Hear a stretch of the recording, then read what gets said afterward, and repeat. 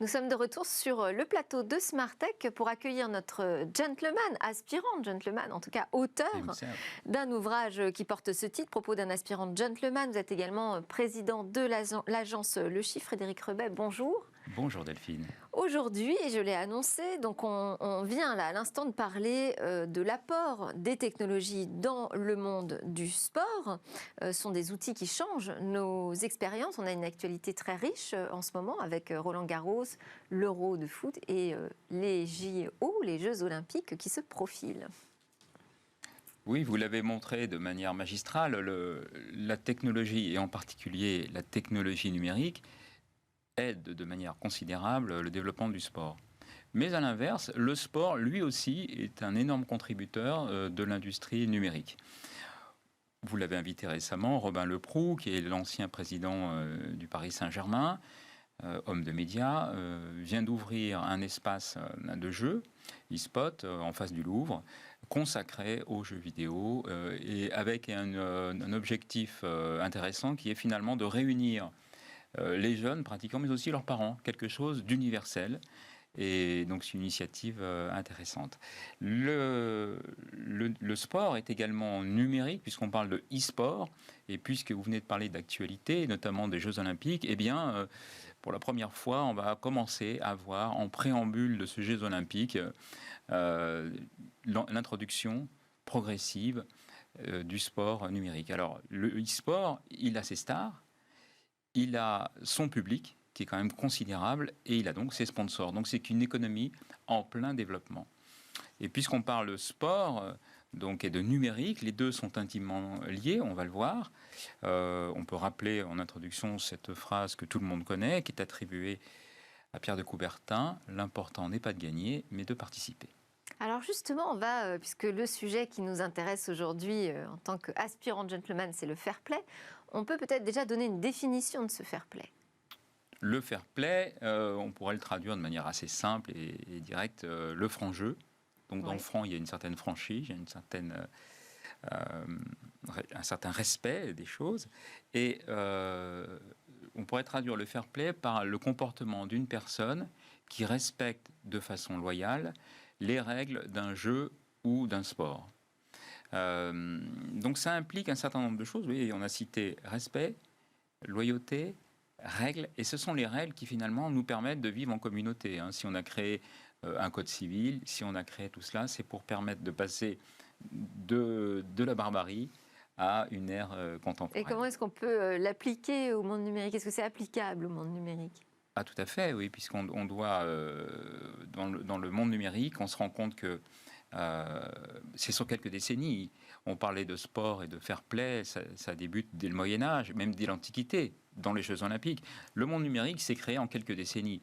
Donc c'est un peu le Far West, donc c'est un peu la loi du plus fort, les règles n'étaient pas encore établies, et aujourd'hui, tout le monde se plaint des abus, qu'ils soient financiers ou comportementaux, des GAFAM et des BATX.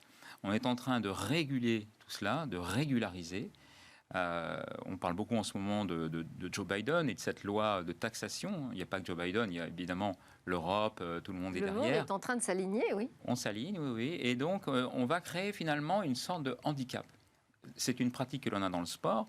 Le handicap, par exemple, si vous jouez au golf, vous êtes un piètre joueur ou débutant et que vous êtes en compétition avec des joueurs chevronnés, on va attribuer à ces joueurs chevronnés une sorte de handicap qui vous permet d'être à peu près au niveau au rattrapage. Dans les courses hippiques, on a ça, on parle de handicap.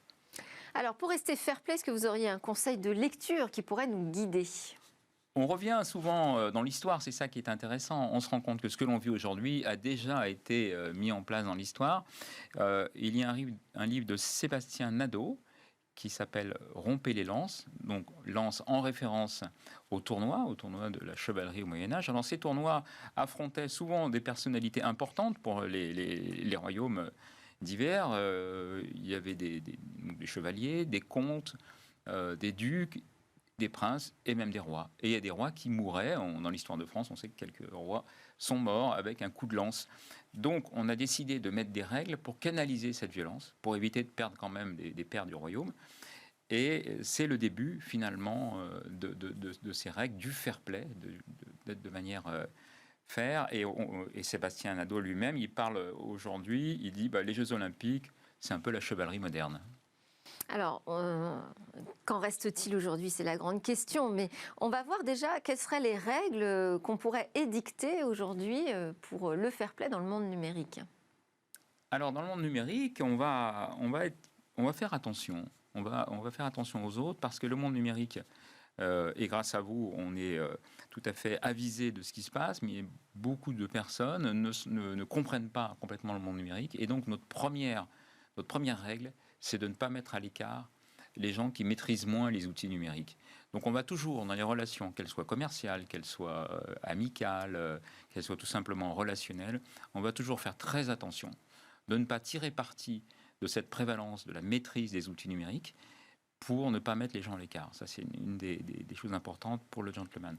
La deuxième chose que l'on va préserver également, c'est le langage. On a vu, le langage est très important, et ce langage numérique, il est assez codé, un peu comme une sorte de secte ésotérique dans lesquelles on maîtrise. Ceux qui ne maîtrisent pas ce langage peuvent ne rien comprendre. Mais c'est excluant aussi. Ouais. Voilà. Et l'exclusion ne fait pas partie de l'apanage du gentleman, donc on va vérifier ça. Et puis la troisième chose, c'est également de ramener le monde numérique au monde réel.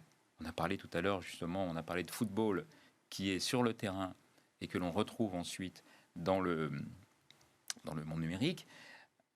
De la même manière, on va toujours revenir. Donc on va dire qu'on n'est pas dans le cloud, il y a la vie réelle, et on le voit, l'actualité le montre, on revient un peu sur les terrains de sport. Eh bien, on va en permanence avoir cette alternance entre le monde réel. On va descendre du cloud pour se remettre dedans. Et donc on va toujours prendre par la main nos interlocuteurs pour être dans ce monde numérique et dans ce monde réel. C'est les trois choses, je dirais, qu'il faut, parce que il y a une forme de dignité dans les règles du fair play. Il y a deux choses à retenir. Il y a la force de donner une place aux plus faibles, et puis une dignité dans la victoire comme dans l'échec.